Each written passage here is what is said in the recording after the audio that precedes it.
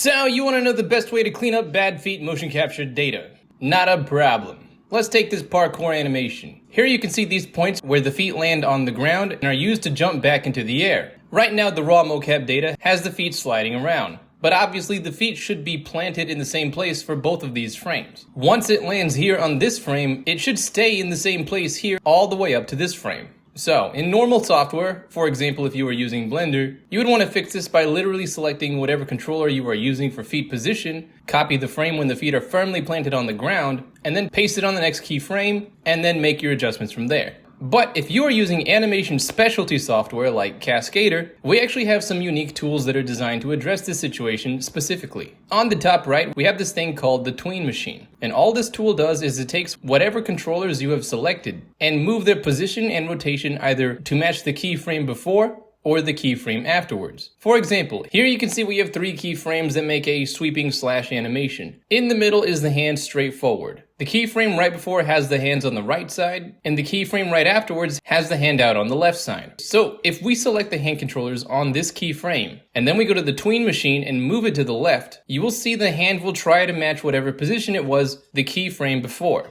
Likewise, if we move it to the right, the hand will try and match its position and rotation to the frame afterwards. But what makes this special is you actually have the option to partially copy values instead of completely copy them. In the sense that if you don't move the controls all the way to the left or the right, you can see the hand will not completely match the value, it will just slightly go there as far as you drag the option. But its application really shines when you're trying to fix feet motion capture data. Let's take the same example that we had for the parkour animation where the feet are on the ground. Instead of selecting the feet controllers, copying the position from this frame, and then going to the next one and pasting it, we can actually just select the frame where the problem is occurring, and then use the tween machine to match where it was the frame before. And now you can see that the foot is stable throughout both frames. And remember, we can use the tween machine to partially copy values as well. For example, let's say between these 2 frames, I actually want the foot to be a little closer to the ground near where it was on the floor.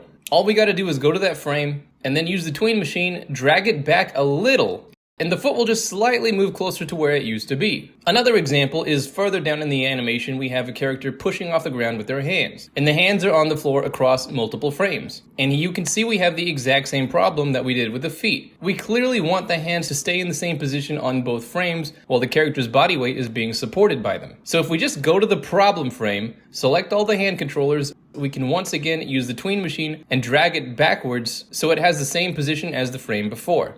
And you're done. This is technically not a sponsored video in the sense that Cascadeur did not ask me to make it, but since I do have a promo code in the pinned comment in case you want to use Cascadeur for yourself, I have listed it as sponsored content anyway. If you're a full-time animator or an indie dev like me, the license is extremely fair and more than affordable for $9 a month. It will save you hundreds of hours of animating, and if you're coming from Blender like I was, I have an entire crash course to get you from Blender to Cascadeur, also in the pinned comment below. And of course, if you like these videos and you want to see more, consider joining the monthly members. It's a small community, but we'd love to have you. And that way, anytime you want to leave a comment to support the algorithm but you don't know what to say, you'll be able to use the algo emoji and call it a day. But regardless, as always, hope you have a fantastic day, and I'll see you around.